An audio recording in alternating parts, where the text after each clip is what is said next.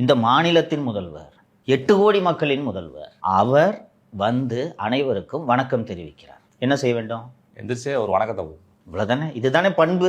The respect is not for Mr. Vijay. The respect is for the honorable Chief Minister of Tamil Nadu. அவர் விஜய் வந்து வணக்கம் வைக்கிறாரு. அதுப்ப அப்படி உட்கார்ந்துகிட்டு இருந்தீங்கன்னா இது ஆபாசமான நடத்தையாக உங்களுக்கு தெரியவில்லையா?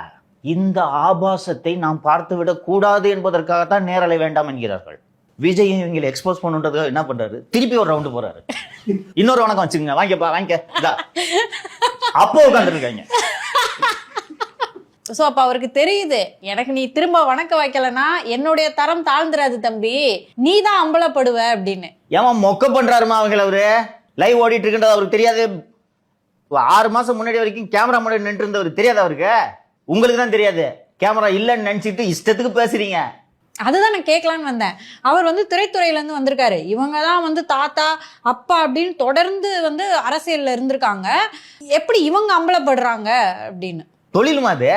இவ்வளவுல இருந்து கேமரா முன்னாடி நின்று இருக்காருமா அவரு? அதுவும் லைவ்ன்றது தெரியுமா? பெர்ஃபார்ம் பண்றாருமா அவரு? நீங்க தான் இப்படி உட்காந்து மொக்க வாங்குறீங்க. இப்ப எடுத்து சமூக வலைத்தளங்களில் விமர்சனம் வருகிறதா? நடுநிலையானவர்கள் கூட என்ன சொல்கிறாங்க? ஆமா எந்திரிச்சு ஒரு வணக்கம் வச்சா என்னப்பா இப்படி உட்காந்துருக்கானுங்க.